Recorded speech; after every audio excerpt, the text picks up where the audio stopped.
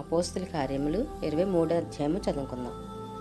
పౌలు మహాసభ వారిని తేరి చూసి, సహోదరులారా, నేను నేటి వరకు కేవలము మంచి మనస్సాక్షి గలవాడినే దేవుని ఎదుట నడుచుకొనుచుంటేనని చెప్పాను. అందుకు ప్రధాన యాజకుడైన అననీయ అతని నోటు మీద కొట్టుడని దగ్గర నిల్చున్న వారికి ఆజ్ఞాపింపగా, పౌలు అతని చూచి, సున్నము కొట్టిన గోడ దేవుడు నిన్ను కొట్టును. నీవు ధర్మశాస్త్రం చొప్పున నన్ను విమర్శింప కూర్చుండి ధర్మశాస్త్రం విరోధముగా నన్ను కొట్టనాజ్ఞాపించుచున్నావా నేను. దగ్గర నిల్చున్నవారు, నీవు దేవుని ప్రధాన యాజకుని దూషించదవా అని అడిగిరి. అందుకు పౌలు, సహోదరులారా, ఇతడు ప్రధాన యాజకుడని నాకు తెలియలేదు. నీ ప్రజల అధికారిని నిందింపవద్దు అని వ్రాయబడి ఉన్నదనను.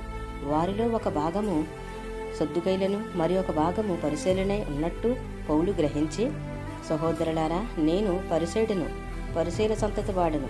మనకున్న నిరీక్షణ గూర్చియు మృతుల పునరుద్ధానమును గూర్చియు నేను విమర్శింపబడుచున్నానని సభలో బిగ్గరగా చెప్పాను. అతడు అలాగూ చెప్పినప్పుడు పరిశీలకును సద్దుకైలకును కలహం పుట్టినందున ఆ సమూహము 2 పక్షములాయెను.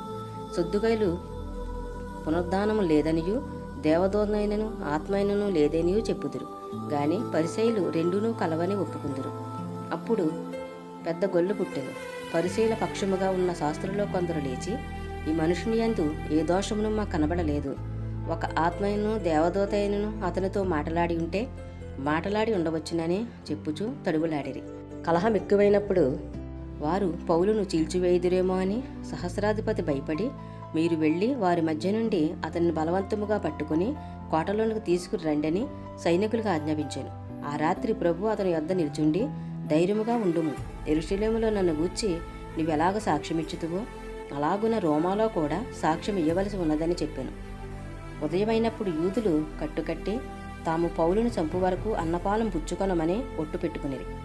ఈ కుట్రలో చేరిన వారు 40 మంది కంటే ఎక్కువ.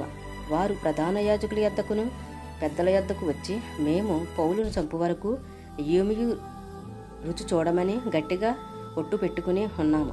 కాబట్టి మీరు మహాసభలో కలిసి అతను గూర్చి మరి పూర్తిగా విచారించి తెలుసుకొనబోవునట్టు అతనిని మీ వద్దకు తీసుకుని రమ్మని సహస్రాధిపతితో మనవి చేయుడి.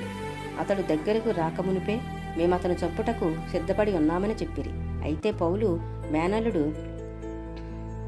వారు పొంచి ఉన్నారని విని వచ్చి కోటలో ప్రవేశించి పౌలుకు ఆ సంగతి తెలిపాను. అప్పుడు పౌలు శతాధిపతులలోనొకని తన యొద్దకు పిలిచి, ఈ చిన్నవాణ్ణి సహస్రాధిపతి వద్దకు తోడుకుని పొమ్ము, ఇతడు అతనితో ఒక మాట చెప్పుకొనవలనని ఉన్నాడనెను. శతాధిపతి సహస్రాధిపతి వద్ద అతన్ని తోడుకుని పోయి, ఖైదీ అయిన పౌలు నన్ను పిలిచి నీతో ఒక మాట చెప్పుకొనవలని ఉన్న ఈ పడుచువాణిని నీ వద్దకు తీసుకుని పొమ్మని నన్ను అడిగినని చెప్పాను. సహస్రాధిపతి అతని చెయ్యి పట్టుకుని అవతలకు తీసుకుని పోయి, నీవు నాతో చెప్పుకొనవలనని ఉన్నదేమని ఒంటరిగా అడిగిన. అందుకతడు, నీవు పౌలును గూర్చి సంపూర్తిగా విచారింపబోనట్టు అతను రేపు మహాసభ యొద్దకు తీసుకుని రావాలనని నిన్ను వేడుకునేటకు యూదులు కట్టుకట్టి ఉన్నారు. వారి మాటకు నీవు సమ్మతింపవద్దు. వారిలో 40 మంది కంటే ఎక్కువ మనుషులు అతని కొరకు పొంచి ఉన్నారు. వారు అతని చంపు వరకు అన్నపానములు పుచ్చుకొనమని ఒట్టు పెట్టుకుని ఉన్నారు. ఇప్పుడు నీ వద్ద మాట తీసుకొనవలనని కనిపెట్టుకుని సిద్ధముగా ఉన్నారని చెప్పాను. అందుకు సహస్రాధిపతి, నీవు ఈ సంగతి నాకు తెలిపినవని ఎవరితోనూ చెప్పవద్దని ఆజ్ఞాపించి ఆ పొడుచువాణిని పంపివేశాను. తర్వాత అతడు శతాధిపతులలో 2 తన యొద్దకు పిలిచి, కైసరియా వరకు వెళ్ళుటకు 200 మంది సైనికులను 70 మంది గుర్రపు రౌతులను 200 మంది ఈటల వారిని రాత్రి 9 గంటలకు సిద్ధపరిచి పౌలును ఎక్కించి అధిపతి అయిన ఫెలిక్సునొద్దకు భద్రముగా తీసుకుని పోవుటకు గుర్రములను సిద్ధపరచుడని చెప్పాను. మరియు ఈ ప్రకారముగా ఒక పత్రిక వ్రాసాను. మహాఘనత వహించిన అధిపతి అయిన ఫెలిక్సుకు క్లౌదియా లూసియా వందనములు. యూదులు ఈ మనుషుని పట్టుకుని చంపబోయినప్పుడు అతడు రోమీడని నేను విని సైనికులతో వచ్చి అతనిని తప్పించితిని.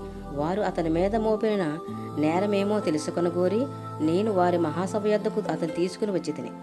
వారు తమ ధర్మశాస్త్ర వాదములను గూర్చియు అతని మీద నేరం మోపిరే గాని మరణముకైనను బంధకమునకైనను తగిన నేరము అతని యందు ఏమీ కనుపరచలేదు. అయితే వారు ఈ మనుషుని మీద కుట్ర చేయనై ఉన్నారని నాకు తెలియవచ్చినందున వెంటనే అతన్ని యొద్దకు పంపించి తిని నేరం మోపిన వారు కూడా అతని మీద చెప్పవలనని ఉన్న సంగతి నీ ఎదుట చెప్పుకొనని ఆజ్ఞాపించి తిని. కాబట్టి అతడు వారికి ఆజ్ఞాపించిన ప్రకారము సైనికులు పౌలును రాత్రివేళ అంతిపత్రికి తీసుకుని పోయిరి. మరునాడు వారు అతనితో కూడా రౌతులను పంపి తాము కోటకు తిరిగి వచ్చిరి. వారు కైసరియాకు వచ్చి అధిపతికి ఆ పత్రిక అప్పగించి పౌలును కూడా అతని ఎదుట నిలవబెట్టిరి.